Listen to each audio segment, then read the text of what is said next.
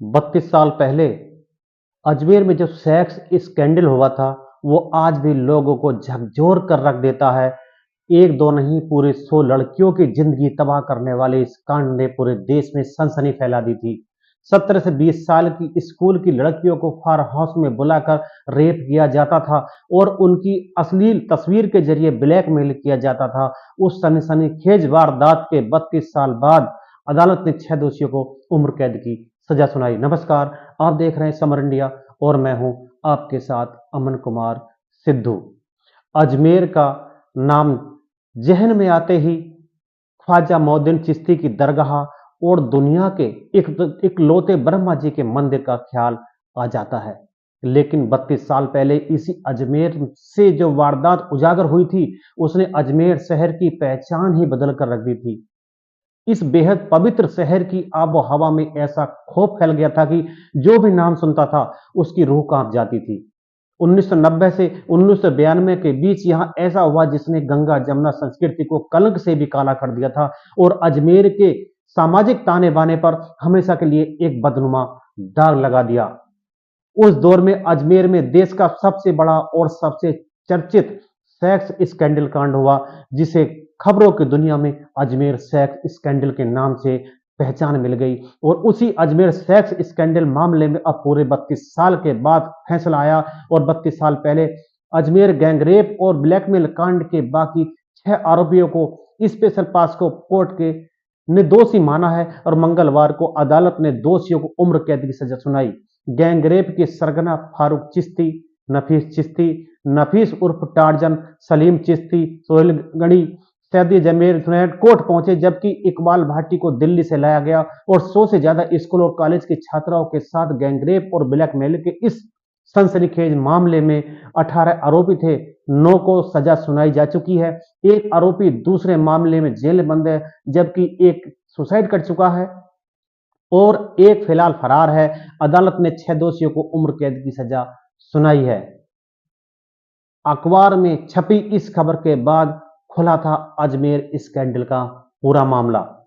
100 से ज्यादा लड़कियों की जिंदगी तबाह, इस इकलौते कांड ने एक ही झटके में 100 से ज्यादा लड़कियों की जिंदगी तबाह कर दी थी। जिन लड़कियों की जिंदगी तबाह हुई थी उनमें ज्यादातर स्कूल जाने वाली लड़कियां थी। इस सेक्स स्कैंडल को एक गिरोह ने अंजाम दिया था और इस गिरोह में शामिल आरोपी अजमेर के गर्ल्स स्कूल में पढ़ने वाली लड़कियों को फार्म हाउस पर बुलाकर रैप करते थे। सबसे हैरानी बात यह है कि ये इतनी बड़ी वारदात में ब्लैकमेल हुई लड़कियों के घर वालों को इस स्कैंडल के बारे में जरा भी भनक नहीं लगी। गिरोह की शिकार हुई लड़कियों में आईएएस और आईपीएस अफसरों की बेटियां भी शामिल थी। उस वक्त अमजेर में छपने वाले एक दैनिक अखबार नवज्योति में सबसे पहले छपी स्कैंडल की खबर ने सबको झकझोर कर रख दिया था। उस खबर में स्कूली छात्राओं को अश्लील तस्वीरों के जरिए ब्लैकमेल करके उनका यौन शोषण किए जाने के मामले का पर्दाफाश किया था। बड़े लोगों की पुत्रियां ब्लैकमेल का शिकार, अखबार में इस खबर के हेडलाइन की खबर छपी और अखबार लोगों के हाथों में पहुंचते ही भूचाल आ गया।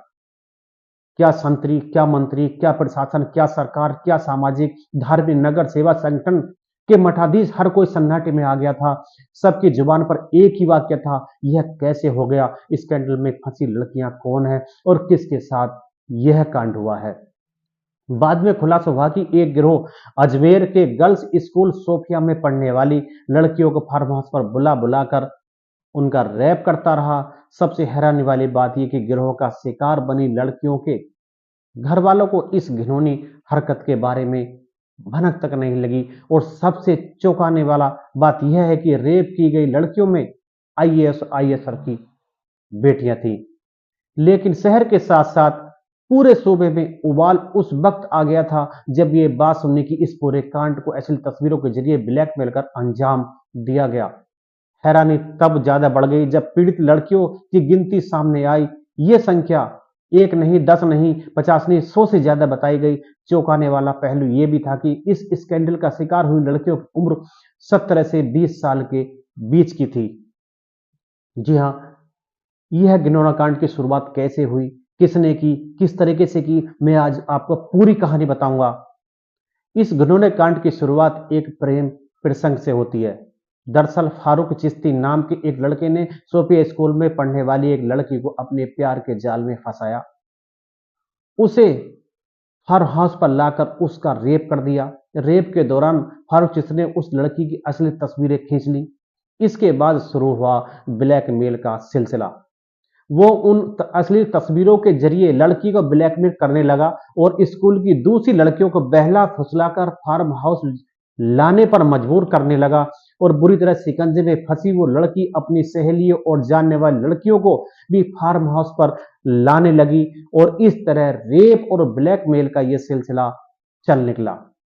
फारूक सभी लड़कियों की ऐसी तस्वीरें खींच लेता और उन्हें इन्हीं तस्वीरों के जरिए रेप और ब्लैकमेल करता रहा। लेकिन इस कांड में उस खुलासे ने पूरे देश में हड़कंप मचा दिया जब ये बात खुलकर सामने आई कि स्कूल की इन लड़कियों के साथ रेप करने वालों में नेता, पुलिस और बड़े-बड़े सरकारी अधिकारी भी शामिल हैं।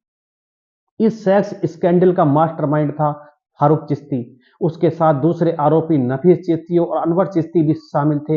इन तीनों की पहुंच दरगाह के खादिमों तक थी। इस पहुंच की वजह से रेप करने वालों का वास्ता सियासी और धार्मिक दोनों ही तरह के मठाधीशों से हो गया था। इस कांड का खुलासा होने के बाद भी पुलिस एक्शन लेने से डर रही थी क्योंकि इस मामले में आरोपी मुस्लिम थे जबकि शिकार हुई लड़कियां हिंदू परिवार से ताल्लुक रखती थी। पुलिस को डर था कि कहीं स्कैंडल के खुलासे से सांप्रदायिक दंगे न हो जाए और वरना शहर का बंदोबस्त संभालना मुश्किल हो जाएगा। धीरे धीरे इस स्कैंडल के बारे में पूरे शहर को पता चल गया। लड़कियों की असली तस्वीरें खुलेआम तैरने लगी। आलम यह हो गया कि जिसे मौका मिला वो इन तस्वीरों के जरिए लड़कियों को ब्लैकमेल करता और उनके साथ घिनौनी हरकत करता। हालत ये हो गई कि नेगेटिव से भी फोटो ब्लैक करने वाला मामूली टेक्नीशियन भी इस संगीन जुर्म में शामिल हो गया। सरेआम उनकी इज्जत की धज्जियां उड़ते देख लड़कियां एक एक कर खुदकुशी करने लगी। उन्हें इस नर्क से निकलने का रास्ता समझ में नहीं आ रहा था तो उन लोगों ने जिंदगी को खत्म करना ही मुनासिब समझा। असल में इस मामले में कोई भी नहीं कुछ कर पा रहा था। अजीब तरीके से सारा शहर बंधक बन गया था। परिवार, समाज, पुलिस और प्रशासन तक कुछ करने को तैयार नहीं था। लेकिन 6-7 लड़कियों की खुदकुशी के बाद मामला और संगीन हो गया और इसी बीच उस वक्त के पुलिस महानिरीक्षक ओमेंद्र भारद्वाज ने बाकायदा प्रेस कॉन्फ्रेंस कर इस सेक्स स्कैंडल को भी झूठा करार दे दिया। बल्कि पुलिस के आला अधिकारियों ने खुद को सही साबित करने के लिए गिरोह का शिकार बनी 4 लड़कियों के चरित्र पर ही उंगली उठा दी और इसके बाद तो पूरे राजस्थान में जैसे कोई तूफान आ गया। जनता ने सड़कों पर उतरकर चौतरफा बंद का ऐलान कर दिया और प्रदर्शन करके समूचे शहर प्रशासन के साथ साथ सूबे की सरकार को झकझोर कर रख दिया। अजमेर के तमाम संगठन गुनाहगारों को सजा दिलाने के लिए सड़कों पर उतर आए और अजमेर ही नहीं राजस्थान भर के आंदोलन शुरू हो गए। इस सेक्स स्कैंडल की चर्चा पूरे देश में होने लगी। आखिरकार चौतरफा दबाव के बीच 30 मई 1992 को भैरव सिंह शेखावत ने केस सीबीआईडी को सौंप दिया। इसके बाद ही इस मामले में अजमेर पुलिस ने फिर एफआईआर दर्ज कर ली और अगले ही दिन सीनियर आईपीएस अधिकारी अपनी पूरी टीम के साथ अजमेर पहुंच गए। 31 मई 1992 से इस केस की जांच शुरू हुई और इस जांच में दरगाह के खादिम चिश्ती परिवार के फारूक चिश्ती, उपाध्यक्ष नफीस चिश्ती, संयुक्त सचिव अनवर चिश्ती, पूर्व कांग्रेस विधायक के नजदीकी रिश्तेदार अलमास महाराज, इशरत अली, इकबाल खान, सलीम, शमीर, सोहेर गनी, पुत्तन इलाहाबादी, नफीस अहमद उर्फ टार्जन, परवेज अंसारी, मोहबुल्लाह उर्फ मैराडोना, कैलाश सोनी, महेश लुथानी, पुरुषोत्तम उर्फ जानी, बैसल उर्फ बबना और हरीश लोनानी के नाम सामने आए। इसके बाद पीड़ित लड़कियों से आरोपियों की पहचान करवाने के लिए पुलिस ने 8 को गिरफ्तार कर लिया। साल 1994 में आरोपियों में से एक पुरुषोत्तम ने जमानत पर जेल से बाहर आते ही खुदकुशी कर ली, जबकि इस मामले में पहला फैसला 6 साल बाद आया और उस फैसले में अजमेर की अदालत ने 8 लोगों को उम्र कैद की सजा सुनाई। लेकिन इसी बीच रेप करने वाले गैंग के सरगना फारूक चिश्ती ने अपना दिमागी संतुलन खो दिया, जिससे उसको लेकर सुनवाई टल गई। कुछ अरसे बाद कोर्ट ने 4 आरोपियों की सजा भी कम कर दी। 4 दोषियों की उम्र कैद की सजा घटाकर 10 साल जेल की सजा दे दी गई। लेकिन राजस्थान सरकार इस फैसले के खिलाफ सुप्रीम कोर्ट चली गई। हालांकि सुप्रीम कोर्ट ने इसे खारिज कर दिया। इस कांड के 19 साल बाद एक आरोपी सलीम चिश्ती को साल 2022 में पुलिस ने पकड़ा था, लेकिन वो भी जमानत पर रिहा हो गया। देश के सबसे बड़े सेक्स स्कैंडल में कई पीड़ितों को तभी से इंसाफ का इंतजार था, और जो 32 साल बाद आज मंगलवार को पूरा हुआ। नमस्कार।